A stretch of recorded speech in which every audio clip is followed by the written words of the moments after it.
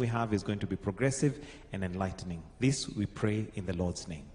Amen. Let us take our seats.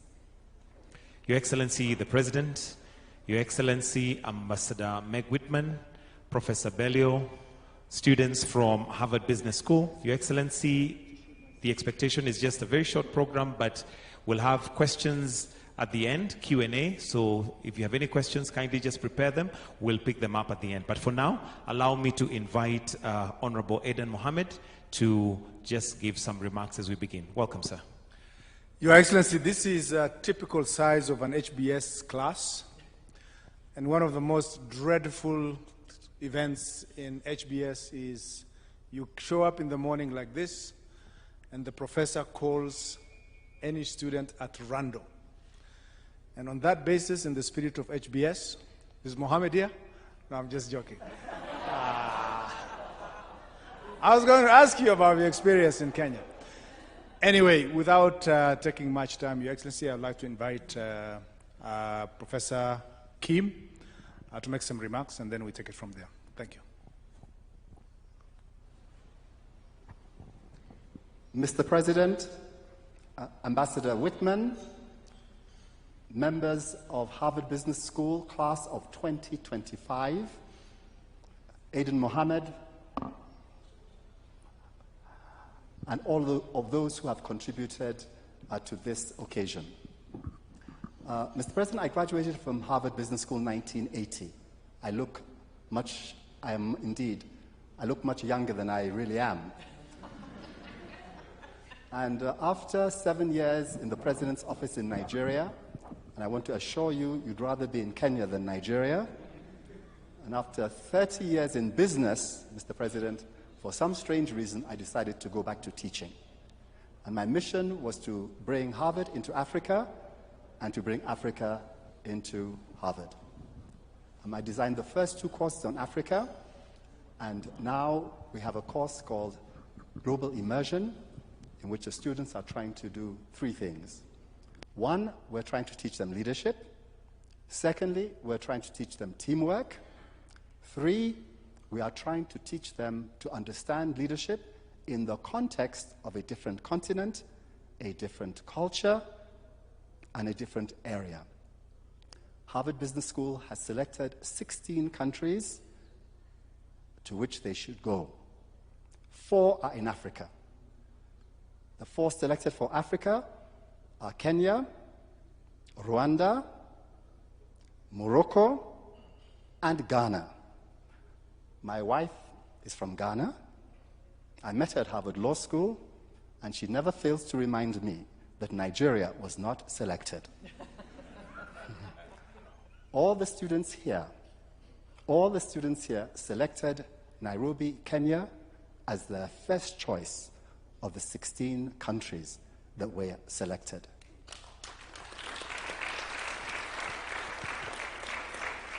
During their time here, they have been attached to a number of Kenyan companies: Naivas, Coco, Prudential, Maidawa, and several others.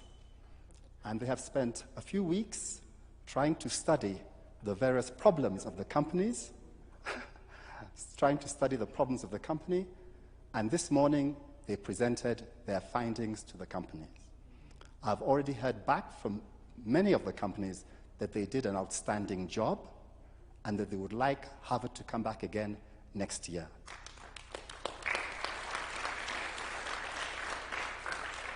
Mr. President, it is with great pride that I formally introduce to you the class of 2025 from what we very modestly regard as the #1 business school in the world. Thank you very much.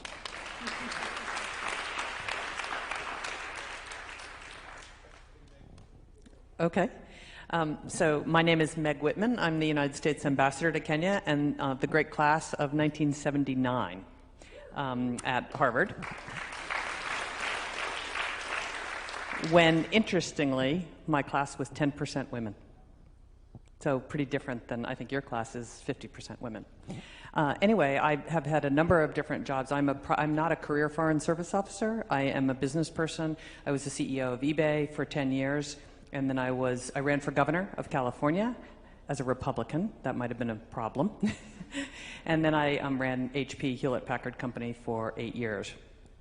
And was minding my own business when the President of the United States called me and said, "We'd like you to be an ambassador, and we want you to go to Kenya." And I said, "Kenya?" I was thinking France. But he said, "No, I want you to go to Kenya because Kenya is the tech capital of East Africa, would be the tech capital of all of the continent, and my tech background at HP and eBay he thought would be a perfect fit." So I had been to Kenya, but only a few times, and on business. And when you go to a place on business, you might as well be in Cleveland. It doesn't matter, because you just go from customer to customer to customer. So I have now been in Kenya for 2 years, and it has been a remarkable experience. First, my husband is here with me. He is a neurosurgeon, went to Harvard undergraduate and Harvard Medical School. And, we've never lived outside the United States. So that's been a remarkable experience. I've never worked for the United States government. That's a whole nother experience. And it's been a remarkable chapter in our lives, because for us now this is about experiences. So I have been privileged to be here for the last 2 years. As you now know, Kenya is a remarkable country with lovely people, entrepreneurial people, hospitable people, people who work very hard, and so it's been a true privilege. And if I have to leave you with one thought, some of you may have seen my presentation called "Why Africa? Why Kenya? Why should you invest in Africa, and why should Kenya be your destination?" And the executive summary is supply chain diversification and 93% green energy. Every country now has to diversify their supply chain, because if we learned anything from the Russian invasion of Ukraine, it's not smart to have even a single source for your supply chain. And so now every company is like, where else can we go besides where we are? And it's a particular problem for the technology companies. Hewlett-Packard, where I was a CEO for 8 years, had 100% of our supply chain in China 3 years ago. That's a very dangerous proposition, because you never know what will happen. So supply chain diversification, and many companies have looked all over the world and have chosen Kenya as their destination. And if you are going to diversify your supply chain, you should go to someplace with 93% renewable energy. So your manufacturing facility can be green and get you on your Scope 2 to Scope 3 emissions goals. So been a remarkable experience. It's been my privilege to work with Aden Mohammed, the president, who you will get to know, who is an extraordinary leader at an extraordinary time for Kenya and for Africa. So thank you. Thank you, Balozi. And in case you're taking notes for Swahili, Balozi is ambassador in Swahili, so you can take that down. It is now my singular honor and pleasure to invite His Excellency the President to address the Harvard Business School students. Welcome, sir. Thank you very much. Ambassador Whitman, good professor, and students of 2025, Harvard Business School. Good evening. How are you guys? You're good? Please relax. I can feel there is a lot of tension around. Please relax. This is going to be moments of sharing. I would want to ask you some questions, so you better be ready. First, let me welcome you to Kenya and join all the other people who you may have interacted in the course of your stay here in Kenya. Feel at home, and if any one of you chooses not to go back to America, we will give you a Kenyan citizenship. And the reason is I am a scientist by training, not at the Harvard Business School, but at Nairobi University. And I slightly feel intimidated by this Harvard story, because here in Kenya, the best university we have, and we normally bully others, is Nairobi University. So we normally tell the other people, you come from Kenyatta University and Moi University and all the other universities.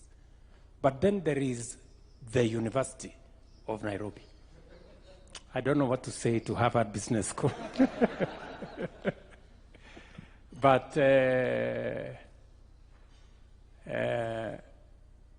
being a scientist, Kenya, if you read between the lines of science, the earliest remains of man have been traced to Kenya. So this is the home of human origin. And therefore, when you are in Kenya, you are at home. So I should have started by saying, welcome home. Secondly, you are in the continent of the future. I say the future because as a leader in this continent, there is every reason, those of you who are in business school, there is every reason for you to think about the future. And the future is here. The future is here for 3.5 reasons. This is the continent with the highest renewable energy capacity and potential. As you've heard, Kenya is 93% green on our grid. We intend to make it 100% in the next 7 years. Kenya will all be green energy. And the future is green. I know there are people who still need some persuasion about where the future is. I don't expect that from anybody from Harvard Business School. I know all of you are persuaded that the future is green. And therefore, if we have 60% of the world's renewable energy assets, that's the future. Secondly, this is the continent that has the youngest population. Our median age is 20, 19 and a half actually. And 50% of the world's workforce by 2050 will be, 40% will be coming from this continent. 40% of the world's workforce will come from this continent by 2050. And by 2050, a quarter of the world's population will live in this continent. This will be the largest market then. On top of that, mineral resources, natural resources, this is the place. And therefore, as you think about the future, think about this continent. And as leaders in this continent, we are working at it to make sure that we consolidate the African market into a single market. You must have heard about Africa Continental Free Trade Area. 55 countries, 54 are already signed in. And we are determined to make sure that this continent becomes that continent of the future. And if you are thinking about food security, global food security, 65% of the world's arable, uncultivated land is in Africa. That's where the food security of the future is going to be. So I just want to persuade you that as you walk in the soils of, step in the soils of this continent, just think about the future. And you made the right decision to come this way. Good professor, thank you very much for making it possible for these great people to visit our continent. And just to assure you that we are weaving a new narrative, a narrative that speaks to the reality of what this continent is about. For a very long time, the narrative around this continent was about war and conflict and disease and poverty and hunger. I want to tell you this continent is about opportunity. It's about investment. This is the future. Professor here from Nigeria will tell you about a Nigerian proverb that says, until the lion learned to write, all stories glorified the hunter. We're beginning to write our own story. We've begun to write our own story. Many people have written stories about us for a long time. We've learned how to write our own story. And we're going to write this right story about this continent. So, to you, as you think about the future, as you think about opportunities in the future, as you think about investment, business, entrepreneurship over the future, you will do yourselves well to think about this continent. And we will be here to partner with you and to see how we can do this together. It's no longer going to be the North versus the South. I think that adversarial engagement is no longer necessary. We've made a decision ourselves that we're going to be part of the solution. We're going to provide, our own ideas, our own thoughts, and inform what ultimately becomes global solutions. So together again, we will forge that partnership and build the future together. I don't want to make this a lecture, but I want to listen to anybody who wants to know something different. And finally, I will also ask a few questions at the end. So thank you very much. Welcome to Kenya.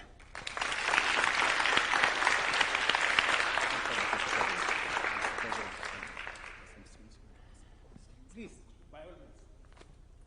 Mohammed, Saudi Arabia. Thank you for welcoming us, Mr. President. I'm really interested in the energy space and the fact that there's a high percentage of clean energy in Kenya, and I'm curious to know what kind of role is the country taking in navigating between the energy transition towards the 100% and also the energy access to households and to the population. Thank you very much.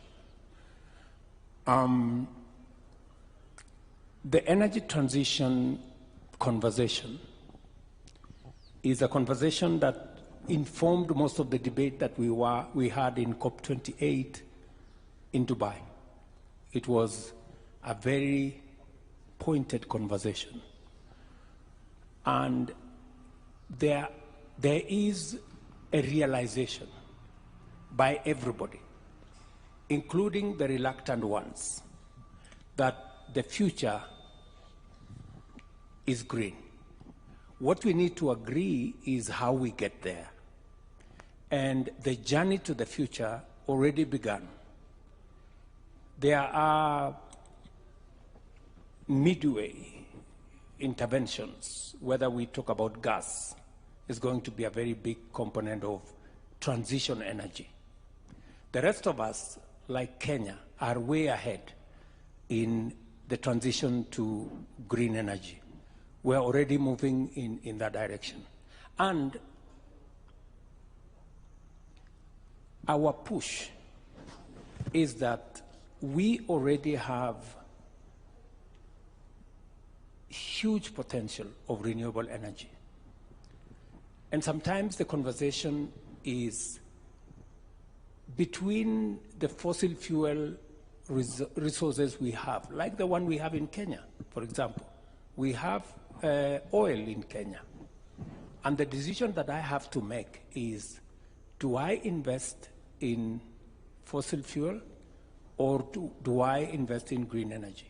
And we have made a conscious decision that we're going to invest in renewable energy. And to speak directly to your point, we believe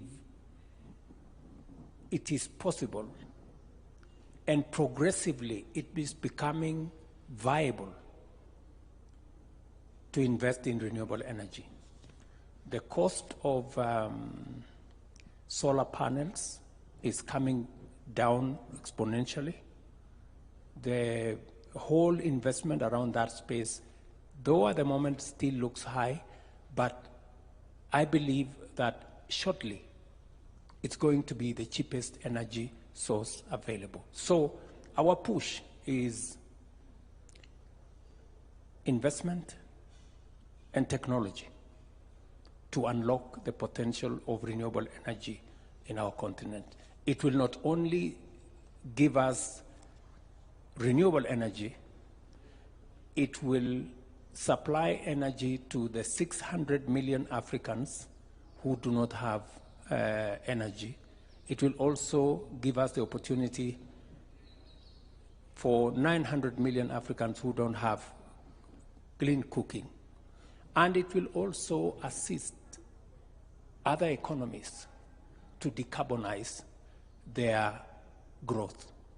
So green growth is the future, not just for Africa, but for everybody else. So if there is going to be, if we are going to decarbonize our industrialization or our growth, we need to unlock the huge potential of renewable energy, and that is in our continent.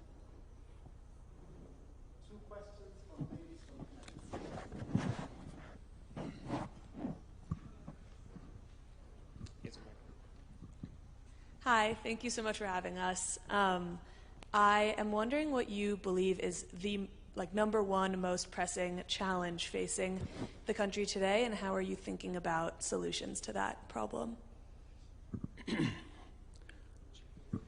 Climate change is the single biggest threat that faces Kenya today. We came out of a drought a year and a half ago, a devastating drought. We lost 2.5 million heads of livestock in Kenya. We lost 9.5 million livestock in the Horn of Africa in 4 countries. And then we came straight from a drought into floods. In the last 2 months, we've lost close to 200 Kenyans to floods. And of course, a lot of infrastructure destroyed and many things. So climate change is the single biggest threat that I see today, because it compounds the other challenges we have. It takes away resources that we would use, for example, for education, for health, and for all the other important social services. We have to reallocate those resources to repair, to feed people, to make sure kids go to school. For example, last year, we had to adjust our budget because we had to feed an extra 4 million kids in school. We had to step up from feeding 1.5 million kids to give them a meal in school. We had to go to 5.5 million kids. So again, it makes it that much more difficult for us to drive our growth. And then there is one more thing that comes with climate change. The whole space around the economy becomes much more complicated to handle for those of us who have the privilege to run the affairs of countries. Because when your budgets are distorted, you quickly sink into debt and debt distress. That's why you have 27 countries in our continent in debt distress, because they cannot handle the crisis, and especially when they come in droves. You have the war in Europe, you have COVID pandemic, then you have effects of climate change. That compounded makes it near impossible to run anything of a semblance of an organized budget. So it becomes a crisis through and through. So this climate change makes development complicated and puts countries at a position where you have to choose between development and survival. So this is the crisis we face. Thank you so much, Mr. President. Thank you for hosting us here today. My question for you is, how can we as Americans contribute to the future success of Kenya as we go back to our classrooms in Boston and as we become future business leaders? That's a difficult one, because the ambassador is sitting here and I have a pending state visit to the US and I don't want to put that in jeopardy. But let me, let me say this, that the US is a great partner of Kenya. It is actually the single largest trading partner that we have with Kenya. US is a single trading partner with Kenya. And we appreciate that. It's a relationship we have built over many years. And the conversations that are going on between us and the US at the moment is on the two very important areas. The area around the economy and what we can do together to get the economy in the right shape through trade and through investment. So we are negotiating currently a trade and investment partnership agreement between the US and Kenya. Unfortunately, it wasn't ready for sign-off in this state visit, but there are many other investment opportunities that that are ongoing, from AGOA on one end to investments in green energy resources, data centers, and many other things. The second important aspect that is important for Kenya and America to work is on the area of security. You realize that Kenya is an anchor state in this region. We have Somalia on one end with serious problems.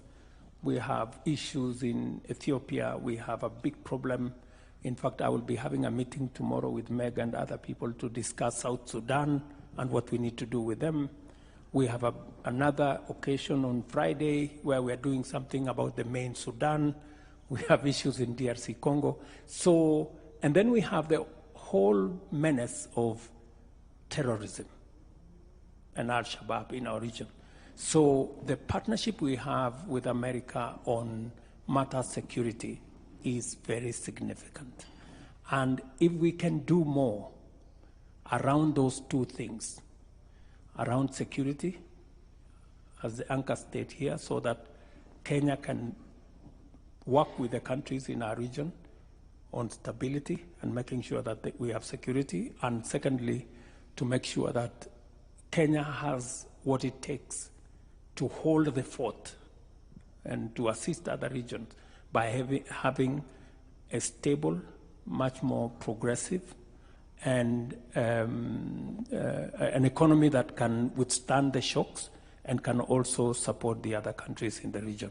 So these are two very important areas that I think between Kenya and the US we need to do more. Mr. President, can I add one thing to that? Tell the story of Africa and tell the story of Kenya.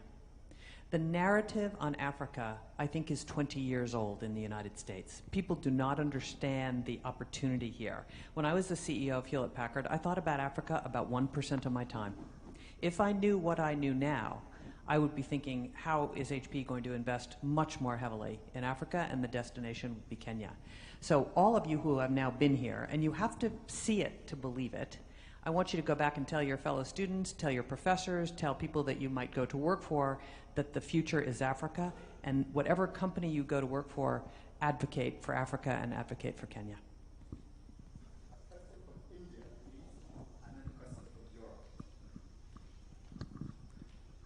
Hello, Mr. President. Thank you for your time. I know prior to this you were leading the agriculture department, and my question is, where do you see the next 5 to 10 year growth of Kenya coming from?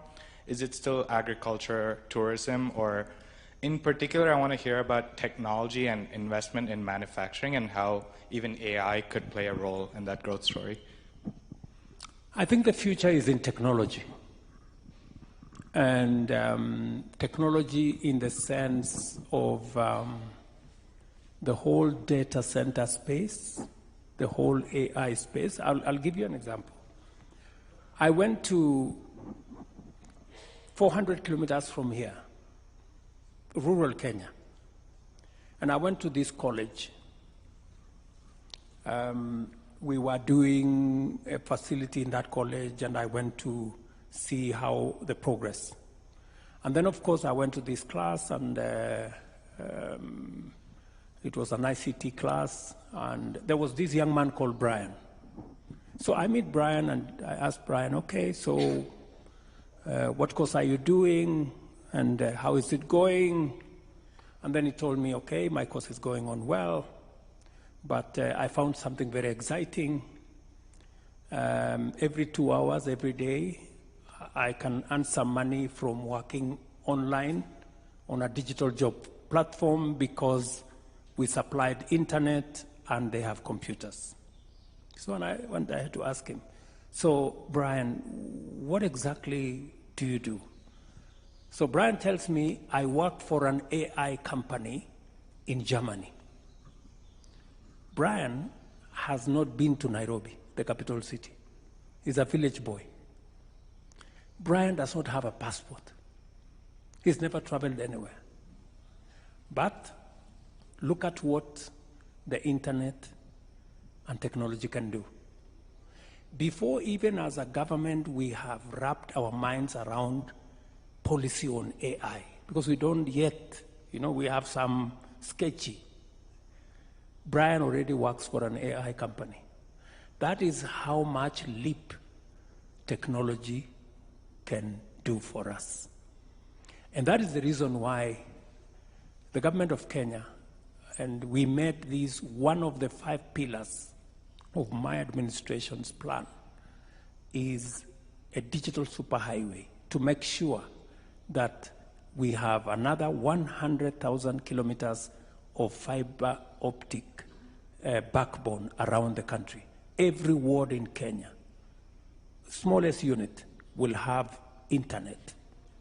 And it's a very big space for us. We believe that is where the future jobs are. That is where future commerce is going to be transacted. And that is where this is going to happen. The next action is on that space, on the technology space. I think that's where the future is. And we will use technology to make sure that we drive efficiency, we drive all the other things we need in all the other sectors. Let me put it, finally, even for agriculture. This year, we registered 6 million farmers, and we supplied fertilizer, crop-specific, soil-specific, using technology on e-voucher to every farmer. We got rid of all the inefficiencies. We got rid of all the pilferage. It was efficient, it was targeted, and it gave us the best results ever. Because of that, we increased our food production by 40% in one season. That is how technology, that's why I say technology is going to play front and center going into the future. It will help us drive all the other sectors, whether it is our tax space, technology is going to be very important. Whether it's going to be in agriculture, technology is going to be very important. That's what I think the future is.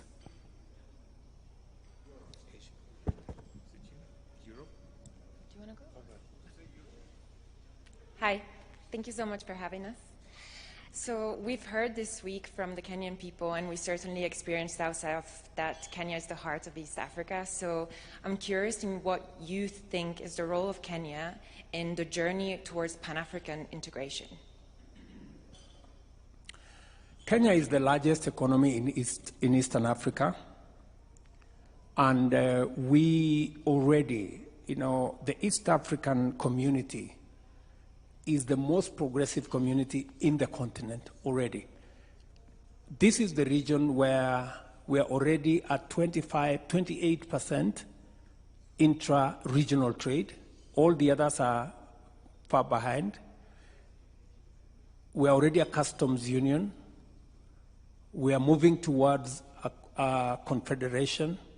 We have a working parliament, East African parliament, that is working, that is legislating. We have an East African Court of Justice. There is a lot of already interaction between this region.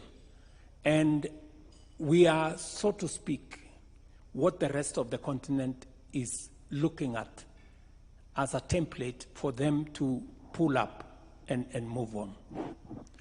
And because of Kenya's championship of integration, at the last summit of the Africa Union, Kenya and myself, I was appointed to be the champion for the reform of the Africa Union, the AU, to make it fit for purpose and to drive the continent into where we all want it to be.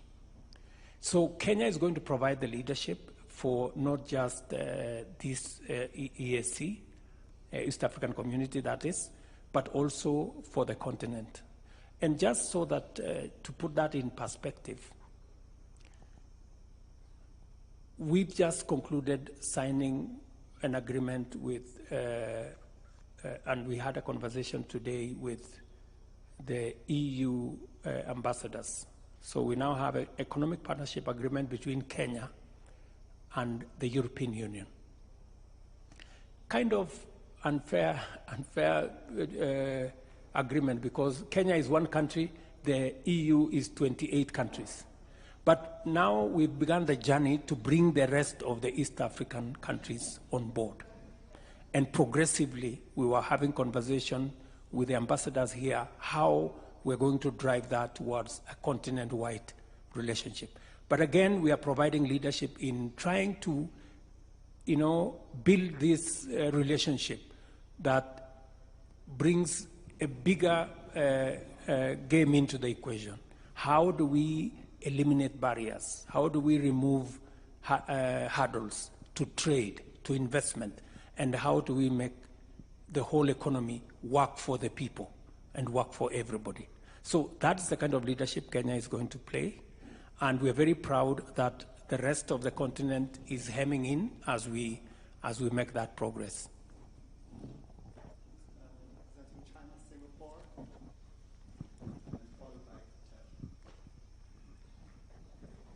Thank you, Mr. President. As we all know, the Kenyan people are very entrepreneurial, and Kenya has attracted many foreign entrepreneurs, including from China and Singapore. Based on our interaction with the local startups, for example, Care 360, which is in the aftercare market, we've noticed sometimes there is a lack of regulation because they're growing so fast and the regulation has not caught up. So in this case, I'm wondering, from your perspective, what are some of the ways that the government is thinking about to address certain regulatory gaps? And how does the government plan to support entrepreneurs both locally and also from foreign countries? Thank you. It's true that sometimes, just in the case, like for example, in the case of Brian, I told you, sometimes events run ahead of government. And sometimes we have to play catch up in some areas. I'll give you, for example, an example of carbon markets. We are now working on regulations, and we've just concluded some of the, in fact, it is a subject of the last meeting I just had here, on the conclusion of the carbon market regulations. But Kenya already is country number 1 in Africa in trade in carbon markets. So we have our traders ahead of us because we are moving the economy, the global economy is changing. It is not business as usual. It is not the traditional way we've always known how to do things. I'll give you one more example. Ambassador here has been on my case because of a company called Summer Sauce. And the problem we have is that our employment law is behind the digital space. You know, the digital space now makes it possible for somebody to work from any place. You don't have to put on a tie, you don't have to comb your hair, you don't have to look this. You can work from home so long as you have access to internet. But our employment talks about permanent and pensionable, that you must show up in some place. You must work for somebody. He must give you an employment letter for you to be said. So we were taken to court, for example, that there are people who are working for Google and yet they didn't get employment letters from Google because they were working through Summer. You know, so we have to update. So we have to go back to Parliament to update the law so that it catches up with the digital jobs. So I cannot tell you that we have a straight answer, but we have to keep, you know, pace with an evolving, you know, economic environment and an operating environment. So we just have to make government agile, and we have to make regulations, and Parliament also has to work ahead of time and make itself agile so that we can always accommodate areas that maybe are not provided for in regulation, as you say, or in pieces of legislation.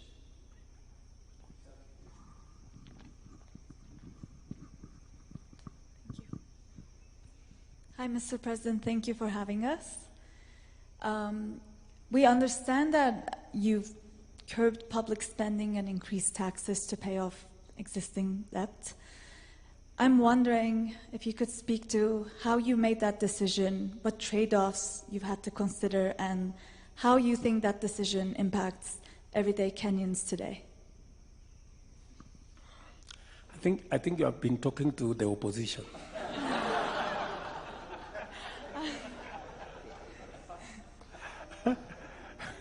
Because they are the ones who are driving this narrative that I have increased all the taxes. Now, you know, the whole principle is that you must live within your means. This has been my message to the people of Kenya. For maybe 12 years, we've been running 8-9% fiscal deficit, you know, which means you're spending money that you're not collecting.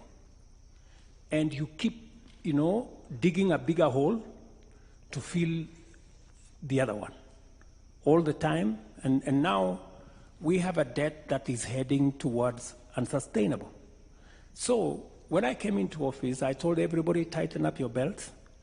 I am not going to preside over a bankrupt country. I am not going to preside over a country that is in debt distress.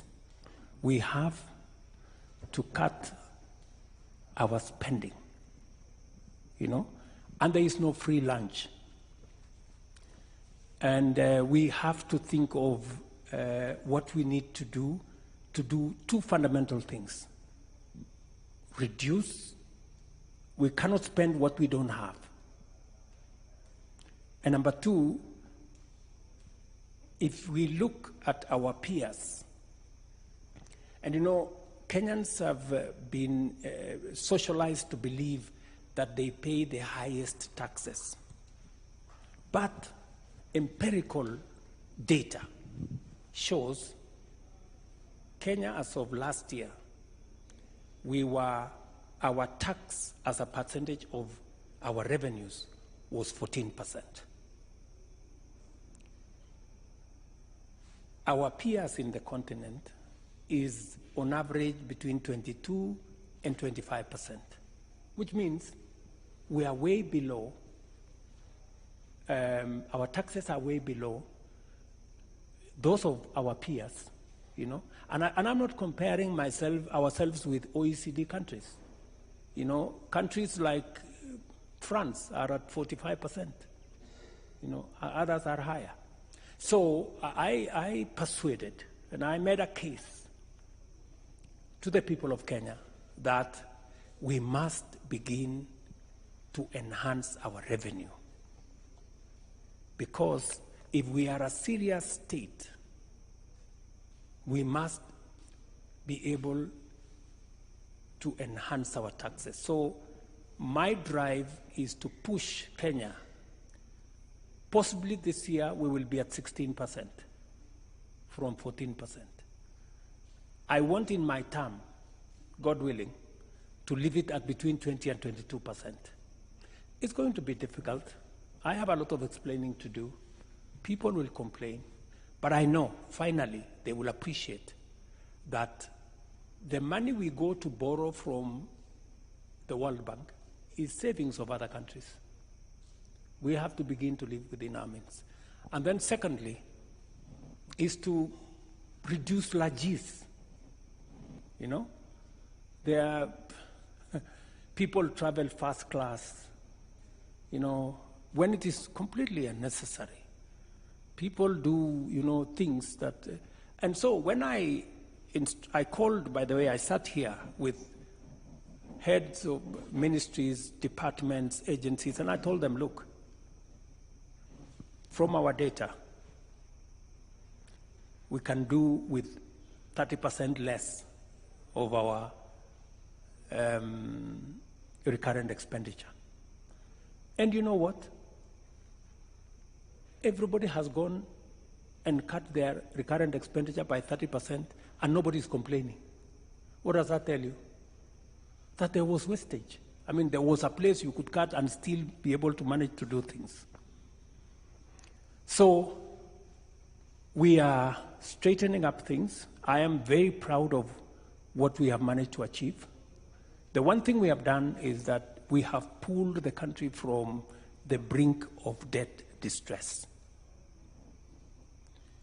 Our dollar, our exchange rate has stabilized. It had gone all the way to 167. It's come down to 130. Fuel had gone up, it's come down. Even today, fuel has been announced again to come down.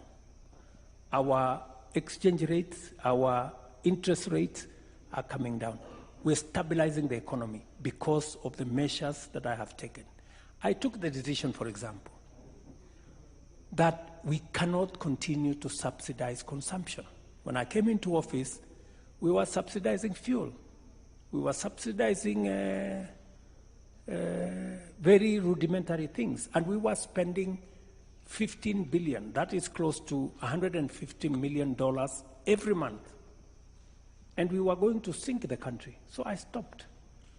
I mean, there was a complaint for a few weeks, and then people started to understand we need to make some hard decisions if we have to get the country moving in the right direction.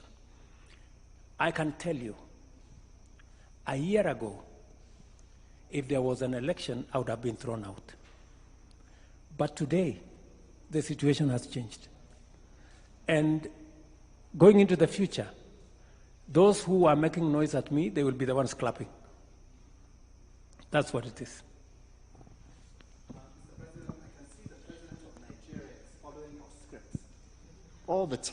I can see the President of Nigeria is following your script. All the tough decisions, the removals of subsidies early on, so the matters are repaired before the next election. Mr. President, we've taken up a lot of your time, so we'll just round up with the last questions, Mr. President. Nepal, Australia, and Latin America, very briefly indeed. Nepal, Latin America, and Australia. Sure.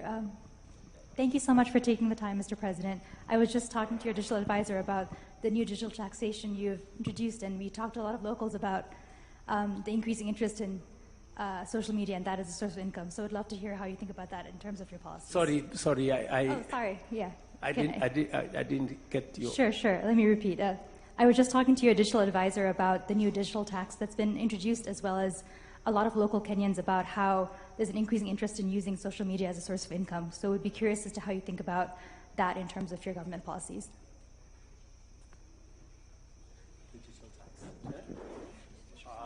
Okay. Okay.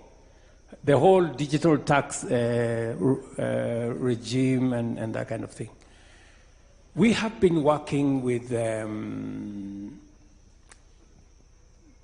Google, Twitter, Meta, that whole space, because Kenyans are a very tech-savvy society. Social media is bigger than anything you can think about. It's very big, and people, do business, they transact many things, they do politics, and the rest of it in the social media. So what we have tried to do is to take advantage of the society and see how we can monetize it.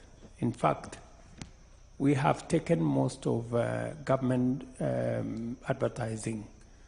I did give instructions that we take government advertising to the social media to support some of the social media players. The taxation that is going on in that space is because of the level of activity. But we're not just doing taxation, because we are providing, for example, a lot of infrastructure that support the social media users, whether it is ICT hubs, whether it is hotspots in 25,000 markets in Kenya for free, whether it is digital learning, digital training. There is a lot of government programs that support the social media space. And therefore, because many of our users are in that space, and for your information, we are moving all government services online. So that way, transactions, the whole, economic activity, social activity, whatever it is, will be in that space. And we need to take advantage of the presence of people in that space and see how to monetize for those who are doing business, monetize for those who are in the creative industry or creative space, and see how all that falls into place. Of course, and whenever there is activity, the taxman doesn't stay at home. So the taxman is lurking all over the place to see where they can make a little bit of money for our taxes. Latin America, second to last question, and then Australia closes. Hello, Mr. President. Thank you for having us here. My question is in the intersection between technology and education. So I see that Kenya has a very bright future ahead, especially in technology. But to get there, we really need a lot of people. So my question is, what's the government doing to build this workforce and the talent of the future? And how do you retain them here in Kenya for it to reach its full potential? Thank you. We spend $5 billion every year on our education. It's the single largest budget of my administration. We spend 30% of our budget on education. So it's a very important sector. And why do we spend that amount of money? Number one, we have a young population. And if you have a young population, the most important aspect is to make sure that they are in school, they get a correct training, they get a correct knowledge. Number two, Kenya prides itself with having the best human capital. And that best human capital is sharpened through education, training, and knowledge. So we spend a lot of resources in that direction. It is the reason why this time last year, we launched the Kenya Open University to expand space in our learning infrastructure. So technology is playing a very significant role in our education sector. We are spending resources on digital learning, digital training, and as I told you earlier, we've even changed the law on what we call Constituency Development Fund so that we can deploy internet ICT hubs to the lowest locality in Kenya, because we realize that education is good, but digital learning is going to have an age. So that is the trajectory we are looking at. I know you have said something about retaining our human capital. That's very important to us.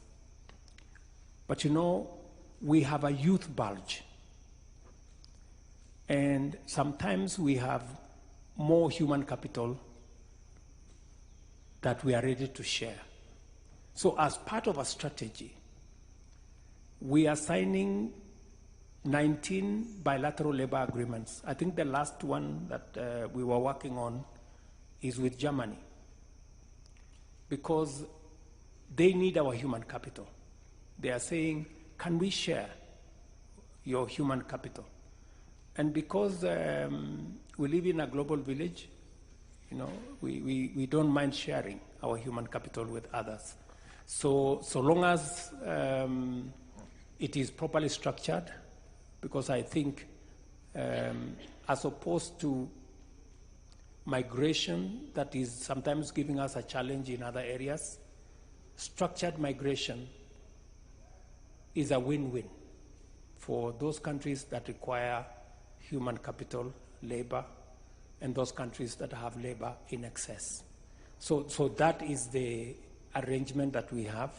We have on one end investing in learning, because it's important for us to sharpen our human capital for our own progress. But we also realize that there is an opportunity for us to share our human capital with others. That's why we ended up with Barack Obama wherever he was. And you may want to know that he came from Kenya, somehow. Can Australia please close?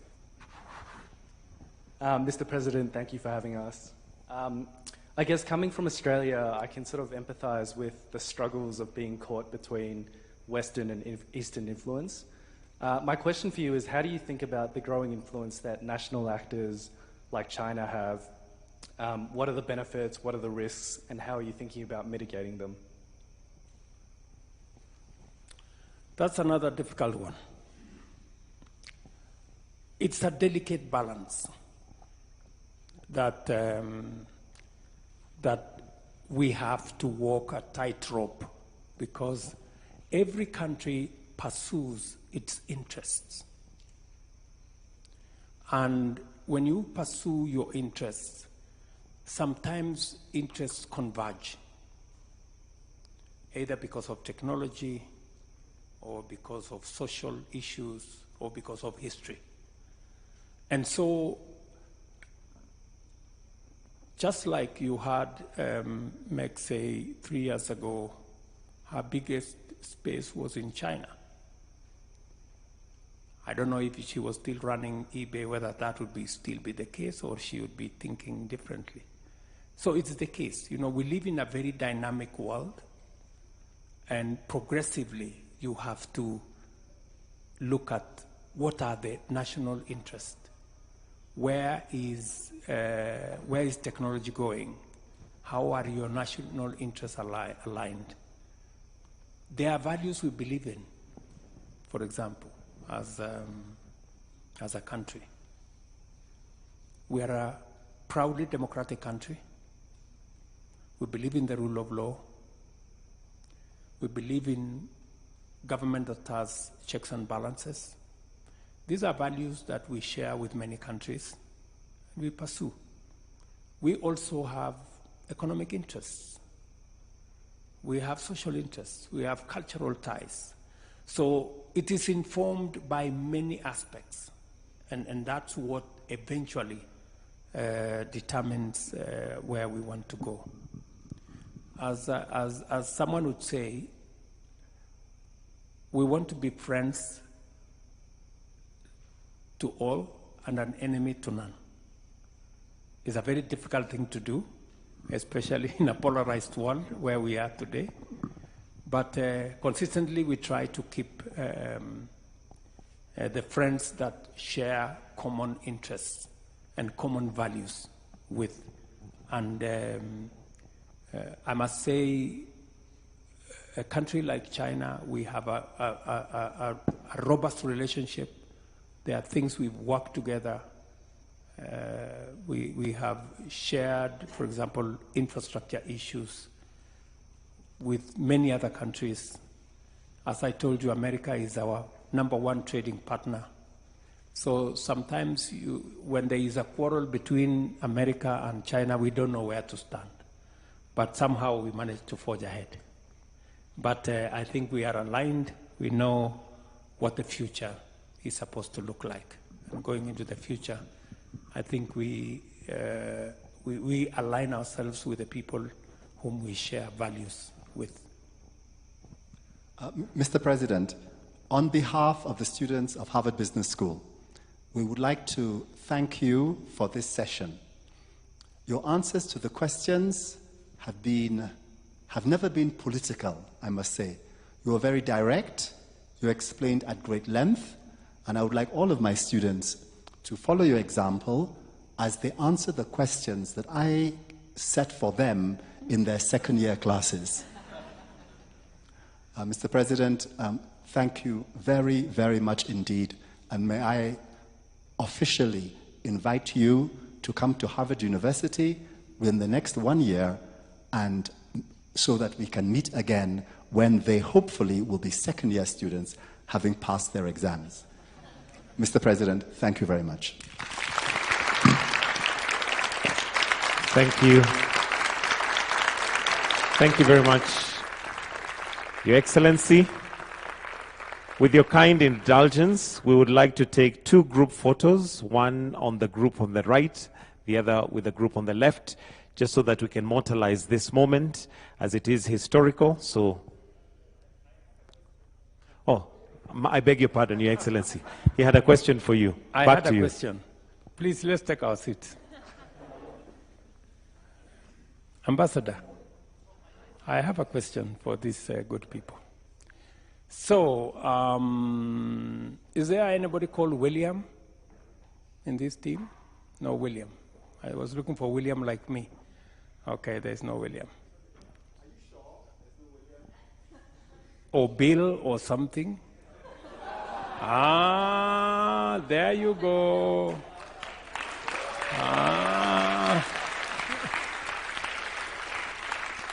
You are in so much trouble, my friend. Anyway, let me ask you this. What is your impression, from what you knew about Africa or Kenya for that matter? And after a few days in Kenya, what is your impression? Has it changed anything is it different, or this is what you expected? I think before coming here, I've heard a lot of great things about this country and city from my friends who've been here before. I think this speaks volume on the culture, the people, as well as the nature. I mentioned this a lot to the partners of our FGI project. I think this city reminds me of my home. I'm from Indonesia, by the way. I grew up in Medan, Jakarta, and the people here really reminds me of that. There's so much, social norms, values that the people here in the country really value, and it speaks a lot of similarity to my home country. And I thought I, have an amazing time here and really appreciate kind of your presence and you welcoming us here. Thank you, William. Okay. I have a daughter called Stephanie. Is there Stephanie in this meeting? Is there somebody by the name Stephanie?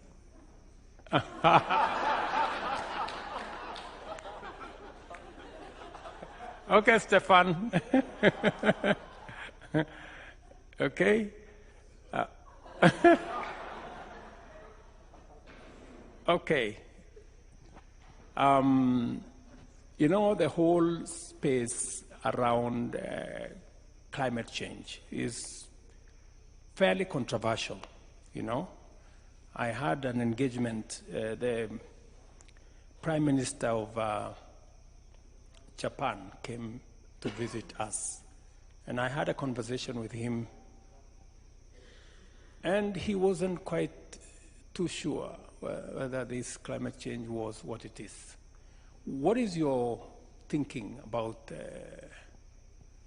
climate change in terms of, do you think it is what is being said, or do you have a different view? I believe in climate change, yes. I'm not denying it. It's a scientific fact.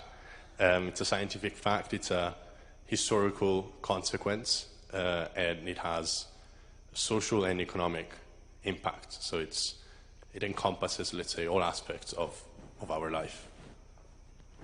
So I might be right in what I believe in. At least if somebody from Absolutely. Harvard Business School thinks the same, it must be right. Okay, thank you very much, Stefan. So I do not wish to push my luck any further.